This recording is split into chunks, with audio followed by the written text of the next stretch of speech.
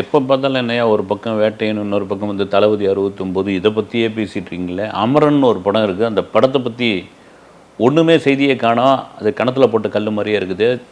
Deepavali October 31 நெருங்கிடுச்சு.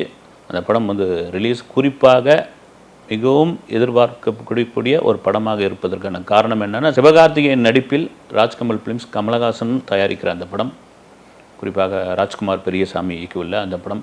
Rangoon படத்திற்கு பிறகு ராஜ்குமார் பெரியசாமி இந்த படத்தை இயக்கார். ரங்கூன் படம் ஒரு பிரமாதமான ஒரு படமாக இருந்துங்க. அது கௌதம் கார்த்திக் நடித்ததுனால சரியாக ஒரு வரவேற்பு கிடைக்கலையான்னு தெரியல.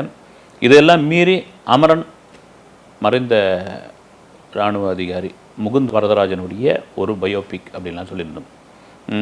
முகுந்த் வரதராஜன் சரி அசோக் சக்ரா விருது வாங்கினவர். தீவிரவாதிகளால் சுட்டு கொல்லப்பட்டு 2014 பெரிய அதிர்வலையை ஏற்படுத்தின ஒரு தமிழர்.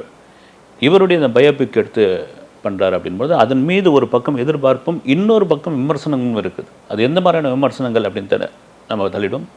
இதை தாண்டி இந்த படம் அமரன் படத்திற்கான ஒவ்வொரு விஷயமா ஒவ்வொரு அப்டேட்டாக இனி ஆரம்பிச்சிட்டாங்க, கொடுக்க போகிறாங்க. ஏன்னா சிவகார்த்திகேயனுக்கு மிக மிக மிக முக்கியமான ஒரு படம் அது.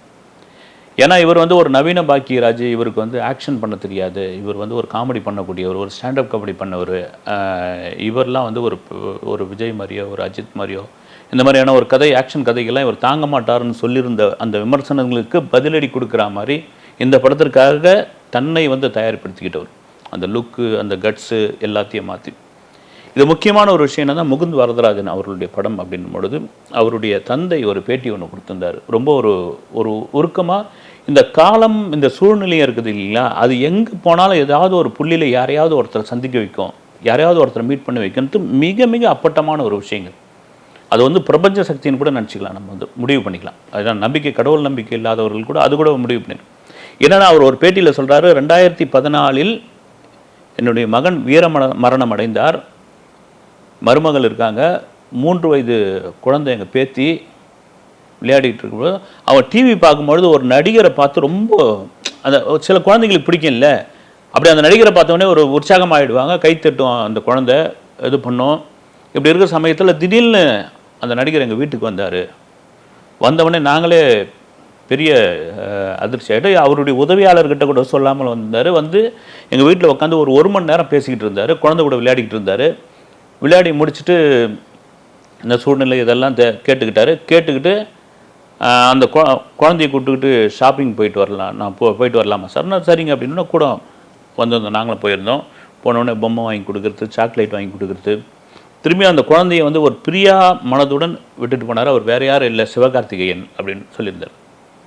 இந்த சிவகார்த்திகேயன் என்னென்னா ரொம்ப அப்பா சென்டிமெண்ட் உள்ளவர். அப்பா சென்டிமெண்ட்டை தாண்டி தன் அப்பா மீது ஒரு பெரிய பிரியம் கொண்டவர் வந்து சிவகார்த்திகேயன். வந்து பல பேட்டிகளில் சொல்லியிருக்கார். வந்து அவருடைய தந்தை வந்து மோகன்தாஸ் திருச்சி ஜெயிலில் போலீஸ் அதிகாரியாக இருந்தவர். வந்து வீட்டிலேருந்து வாட்டர் பாட்டில் கூட அவரே தான் கொண்டு வருவார். அவ்வளோ ஒரு நேர்மையான போலீஸ் அதிகாரி. ஒரு திடீர்னு ஒரு மரணம், மகனுக்கு வந்து ஒரு பெரிய அதிர்ச்சி. ஏன்னா மகன் மீது அப்படி ஒரு பாசம் கொண்ட ஒரு நபர் வந்து.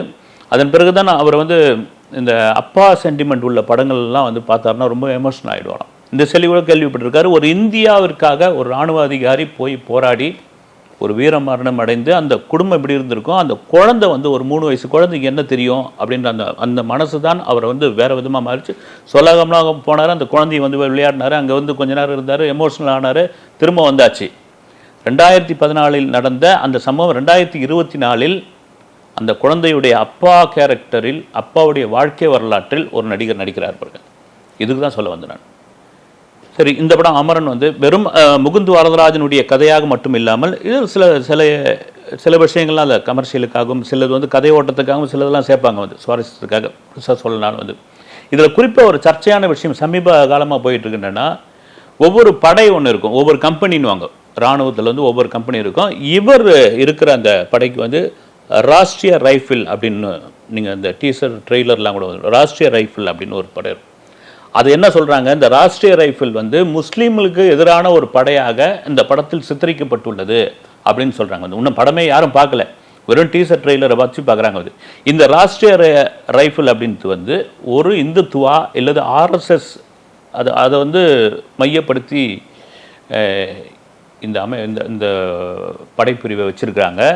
இந்த படத்தில் முஸ்லீமுக்கு எதிரான ஒரு படைப்பிரிவாக அதை காட்டியிருக்காங்கன்னு. இது பிரிட்டிஷ் காலத்திலே பெரிய படைப்பிரிவுங்க அது ராஷ்ட்ரிய ரைஃபிள். நீங்கள் பிரிட்டிஷ்க வெள்ளைக்காரன் காலத்தில் வந்து அசாம் ரைஃபிள், உத்தரப்பிரதேச ரைஃபிள், மெட்ராஸ் ரைஃபிள்னு பிரித்து வச்சுருந்தான்.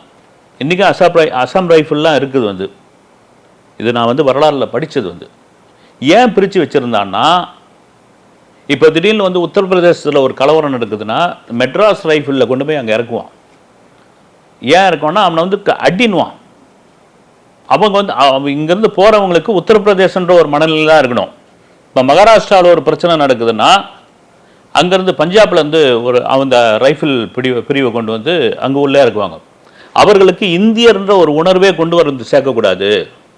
ஒரு மாதிரி மாநிலமான ஒரு மாகாணமான ஒரு பகுதியாக அவங்கள வந்து அந்த மாதிரி வந்து ஒரு மூளைச்சலவை பண்ணி வைக்கணுன்றதுக்கு வெள்ளைக்காரன் பண்ண ஒரு இதுதான் இந்த கம்பெனியாக பிரிச்சுது. இதில் அந்த படத்தில் பயன்படுத்தப்பட்டிருக்குது. சிவகார்த்திகேயன் அந்த ராஷ்ட்ரிய ரைஃபிள் அந்த படைப்பிரிவில் இருக்கார். இது முஸ்லீமுக்கு எதிரான ஒரு படைப்பிரிவு அப்படின்ற மாதிரி சித்தரிக்கப்பட்டுள்ளது, படத்தில் காட்டப்பட்டுள்ளதுன்னு படமே பார்க்காதவர்கள் விமர்சனம் ஒரு பக்கம் பண்ணிட்டு இருக்காங்க. இது போகட்டும். அமரன் படம் சைலண்டாக இருக்குது. மிக முக்கியமான படமாக இருக்கும். முகுந்த் வரதராஜன் கண்டிப்பாக ஒரு நாட்டிற்காக உயிர் துறந்த ஒரு நபர் வந்து அந்த சமயத்தில் அவரை கொண்டாடி இருக்கணும். ஏன்னு தெரியல, என்ன அரசியல் காரணம்னு தெரியல, அந்த அளவுக்கு அவரை வந்து ஒரு இதுவாக கொண்டாடவே இல்லை. ஒரு கடைசி ஒரு இராணுவ வீரர் ஒரு வீர மரணம் அடைந்தால் கூட அவருக்கான மரியாதை என்பது வந்து மிகப்பெரிய மரியாதை. ஒரு இராணுவ அதிகாரியாக இருந்த அவர் வந்து ஒரு உயிர் தியாகம் பண்ண வீர மரணம் அடைந்த அந்த செய்தி வெறும் செய்தியாக கடந்து போயிடுச்சு. திரைப்படத்தில் கமலஹாசன் அதை வந்து வேறு விதத்தில், அதாவது வந்து ஒரு மிகப்பெரிய மரியாதை செய்கிற மாதிரி ஏதாவது பண்ணியிருக்காரான்னு நான் தெரியல. வந்து அது அக்டோபர் 31 தெரியும். இப்போ சிவகார்த்தியின் சம்மந்தமான ஒரு விஷயமா என்னென்னா, அவருடைய அடுத்த படத்திற்கு ஒரு சின்ன சிக்கல் ஒன்று வந்திருக்குது அப்படின்ற மாதிரி ஒரு தகவல் இருக்குது. ஏன்னா அடுத்த படம் வந்து முருகதாஸ் இயக்கத்தில் சிவகார்த்திகேயன் நடிச்சிட்ருக்காரு.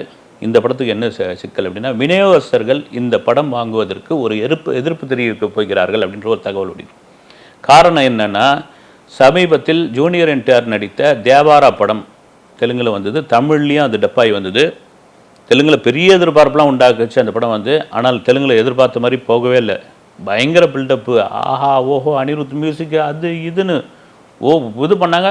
நம்ம தமிழ் ஆடியன்ஸ் மாதிரி தான். ஒரு இதில் வந்து கெடாலாம் வெட்டி அமக்கெல்லாம் பண்ணாங்க அவர் அது என்டிஆர் போஸ்டர் பக்கத்தில்.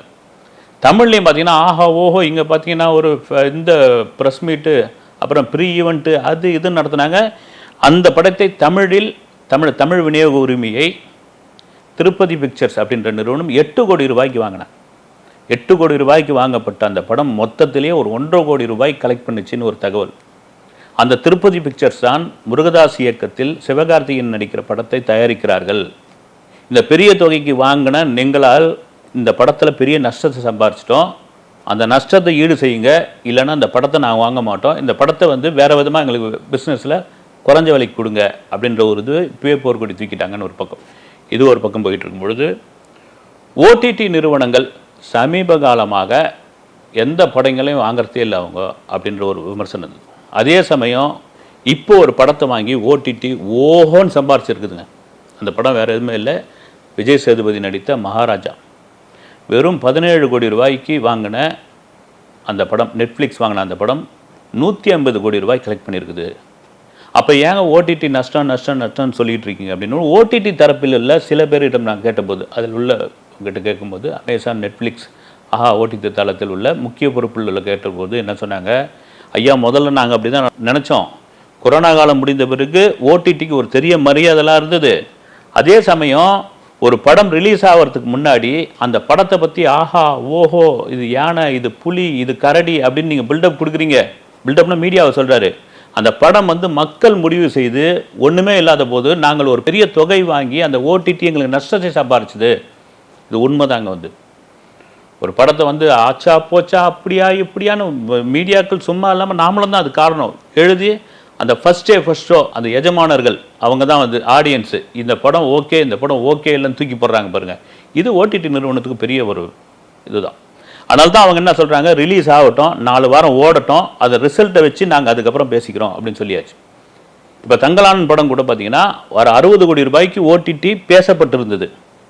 காரணம் என்னன்னா, தங்கலான் ரிலீஸுக்கு முன்னாடி ஆச்சா போச்சா அப்படியா இப்படியானாங்க. அப்புறம் ரிலீஸுக்கு அப்புறம் வந்து கலவையான விமர்சனங்கள்லாம் வர ஆரம்பிச்சது. ஓடிடிக்கு வந்து இந்த ரேட்டு எங்களுக்கு கட்டுப்படி ஆகாதுங்க, ஆடியன்ஸ் வந்து பார்க்க மாட்டாங்க, விளம்பரம் கிடைக்காது அப்படின்போது அவங்க வந்து அதுலேருந்து இறங்கலை.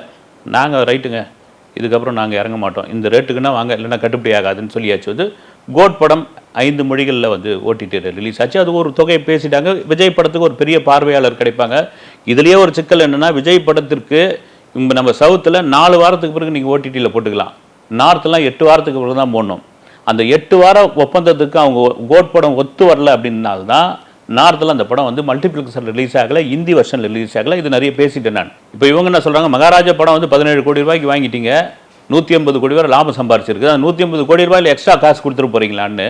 ஆனால் ஓடிடி நிறுவனம் நாங்கள் பல நஷ்டங்களை சம்பாரிச்சிருக்கோம், பில்டப் பண்ணி பேசின படங்களை வாங்கி நாங்கள் சம்பாரிச்சிருக்கிறோம், அதனால் எவ்வளோ பெரிய படமாக இருந்தாலும் அந்த படம் முதல்ல தியேட்டருக்கு வரட்டும், ரெஸ்பான்ஸ் ஆடியன்ஸ் கிட்ட ரெஸ்பான்ஸ் கிடைக்கட்டும், அதன் பிறகு நாங்கள் ஓடிடி வாங்கிக்கிறோம், நல்ல விலை கொடுத்து அதை ஓடிடி நாங்கள் வந்து வெளியிடுறோம் அப்படின்றாங்க. இது நியாயமான ஒரு விஷயம்தான். வந்து இதெல்லாம் மீறி சமீப காலமாக இந்த அக்டோபர் வரைக்கும் வந்த படங்களில் பார்த்தீங்கன்னா ஒரு எவ்வளோ நூற்றுக்கணக்கான படம் வந்துடுச்சு. ஒரு 5 படம் தாங்க சொல்கிற மாதிரியான படமாக இருந்தது, வசூல்லையும் கண்டென்ட்லேயும் சொல்கிற மாதிரியான படங்கள். மித்த படங்கள் எத்தனையும் வந்து ஒன்றுமே இல்லை.